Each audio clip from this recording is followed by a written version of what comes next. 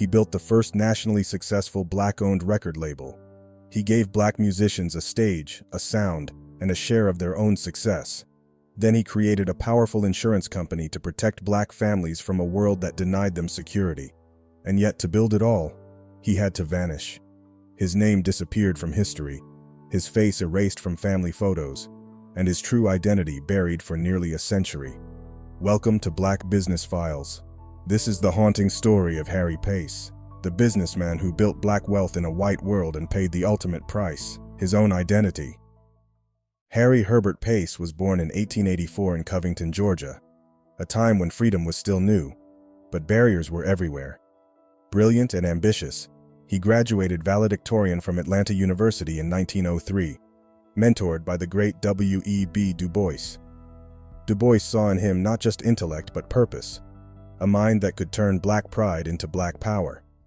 In the roaring 1920s, Harlem was electric, jazz on every corner, poets in every parlor, a renaissance in full swing. Harry looked around and saw a problem. White-owned record labels were getting rich off black talent, selling their sound but giving them no ownership. In 1921, he founded Black Swan Records in Harlem, named after the black opera singer Elizabeth Taylor Greenfield, the Black Swan. It was the first widely distributed record label owned and run by African Americans. Its mission: to record every form of black excellence, blues, jazz, spirituals, and even classical music, to prove black art had no boundaries. He signed artists like Ethel Waters, Fletcher Henderson, and Ravella Hughes, whose songs climbed charts and filled dance halls. Black Swan wasn't just a label, it was a statement. We own our art. The company advertised heavily in black newspapers like the Chicago Defender and the Crisis, reaching readers across the country.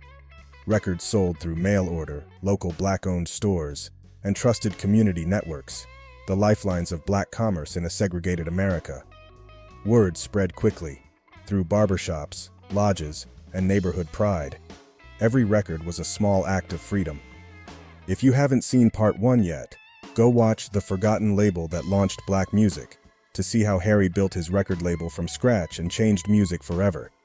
This video picks up right where that story left off, when success turned to struggle and forced Harry to make an unthinkable choice. But success brought competition. By 1923, white-owned record companies saw the money and began copying Harry's model, signing black artists, selling race records, and undercutting his prices. Distribution networks, mostly controlled by white firms, stopped carrying Black Swan. Banks refused credit. Even loyal stores hesitated under pressure. By late 1923, the company was struggling. In 1924, Harry made the painful choice to hand over the catalog to Paramount Records, a white competitor. He called it a merger, but in truth, it marked the end of Black Swan's independence. The dream was gone, swallowed by a system that wouldn't let a black man own success. For Harry, it was more than business failure. It was betrayal. But he wasn't done. If he couldn't control culture, he'd try to control capital. After Black Swan's fall, Harry moved his family to Chicago, a city where black business was booming in the Great Migration era. There, he discovered a new battlefield: insurance. White insurers routinely rejected black applicants or charged them more for less. Harry saw an opportunity and a duty to protect his community. In 1929, he became president of a newly merged black-owned company called Supreme Liberty Life Insurance Company of America, headquartered in Bronzeville, Chicago's black business district. Harry wasn't its founder, but he was its architect of greatness. Under his leadership, Supreme Liberty Life became a symbol of black financial independence. He hired black actuaries, accountants, and agents, professionals who rarely got chances elsewhere. He created policies black families could actually afford: small weekly premiums, big dignity. Even as the Great Depression hit, Supreme Liberty Life grew. Harry was building something bigger than a business, a financial fortress for black America. By the 1930s, Supreme Liberty Life insured more than 72,000 people. By the 1960s, it reported $33 million in assets and $208 million in insurance in force, licensed in 9 states and Washington, D.C. It became one of the largest black-owned insurers in the nation, alongside North Carolina Mutual and Atlanta Life. Its headquarters stood proudly on South King Drive, a monument to Black enterprise in the North. Inside, the office buzzed with ambition, sales teams knocking on doors, clerks processing claims, executives signing policies that gave families a future. Every policy represented a promise that death would not mean destitution, that families could build wealth, that Black people held value. Harry Pace had turned tragedy into triumph, but in white boardrooms and state offices, he still saw the same barriers: closed doors, suspicious eyes, unequal treatment, and so he began to contemplate the unthinkable. Even with stellar numbers, Harry's company faced systemic discrimination. White banks refused fair loans, regulators dragged their feet on licenses, reinsurance companies, essential partners, offered punishing terms. The message was clear: no matter how legitimate his business was, his skin color remained a liability. Harry understood that brilliance alone couldn't overcome racism's invisible walls, so he considered a drastic step, one that would cost him everything. Before we go on, if you're learning something new here, like this video and subscribe to Black Business Files. We tell the stories of the hidden Black business legends they never taught you in school. Hit that button, and let's keep their names alive. By the late 1930s, Harry faced an impossible choice. His company was thriving, serving tens of thousands of Black families. But in white financial circles, doors stayed closed. Banks stalled, regulators hesitated, investors pulled away. Harry realized a painful truth.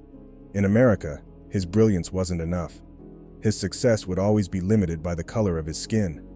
Both Harry and his wife, Ida Mae, were light-skinned and of mixed ancestry, what we'd call biracial today.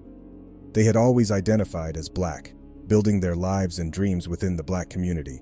But in a world obsessed with color, their appearance offered a dangerous kind of freedom, the ability to pass as white if they chose to. And so, sometime before the 1940 census, Harry made a decision that would change everything. He crossed the color line. When census takers arrived, the Paces, once proudly listed as Negro, were now recorded as white. It wasn't a clerical error, it was a reinvention. They moved into a white neighborhood where no one knew their past. Neighbors saw only what they expected: a polished, educated family, well-spoken and successful. No one asked questions, and Harry didn't volunteer answers. In public, he was now a white executive, free to negotiate, expand, and build without racial restrictions. In private, he still led a Black institution, serving Black policyholders, employing Black staff, and fueling Black progress. It was a double life, built on silence. Harry had not abandoned his people. He had simply chosen a mask to keep building for them. But every disguise has a cost. At home, the disguise became their new reality. Ida Mae, though a Black woman of mixed heritage, now lived as a white wife and mother, a role she adopted out of love, loyalty, and survival. Her light complexion and refined manner allowed her to blend seamlessly into white society, but it meant leaving her past behind. Together, Harry and Ida Mae raised their children in a white neighborhood, sending them to white schools and attending white churches. Their friends, neighbors, and teachers all believed they were a white family. Inside their home, the past was erased. There were no photos from Harlem, no stories of W.E.B. Du Bois or the early years of Black Swan Records. The children never heard about the company their father built for Black families denied by white insurers. They grew up believing they were white, unaware their father had been one of the most visionary Black businessmen of his generation. For Harry and Ida Mae, each day became an act of performance. Every conversation required caution. Every memory demanded silence.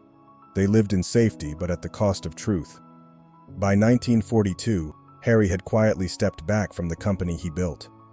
Supreme Liberty Life was thriving, but Harry had turned his focus toward law, practicing as an attorney in downtown Chicago. Perhaps he sought peace, or a new role that didn't carry the daily strain of living two lives. A year later, in 1943, he died suddenly at age 59. His obituary called him a prominent insurance executive, but it made no mention of Black Swan, no mention of Du Bois, and no hint that he was Black. In the eyes of the world, Harry Pace had been white all along. The visionary who gave Black America its own label, its own insurer, its own sense of ownership, died invisible. And for 70 years, history forgot him. Decades later, in the early 2000s, scholars began piecing together a mystery. They found records of a black music mogul named Harry H. Pace and a white insurance executive of the same name in Chicago. They couldn't both exist unless they were one and the same. Researchers at Emory University uncovered letters, business filings, and census forms revealing the truth. In 2021, the story reached millions through the WNYC podcast, The Vanishing of Harry Pace. Harry's descendants were stunned.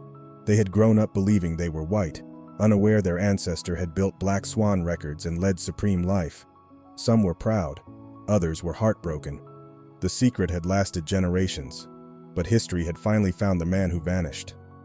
Harry also mentored a young John H. Johnson, who would go on to create Ebony and Jet magazines, media empires that celebrated black achievement. Check out our episode, Ebony and Jet, the Black Empire That Vanished Overnight. Harry Pace's life is both triumph and tragedy. He proved black enterprise could rival any business in America, but he also showed how racism can force even the boldest minds to hide in plain sight. If this story opened your eyes, like, share, and subscribe to Black Business Files, where we uncover the hidden stories of the builders who changed the world.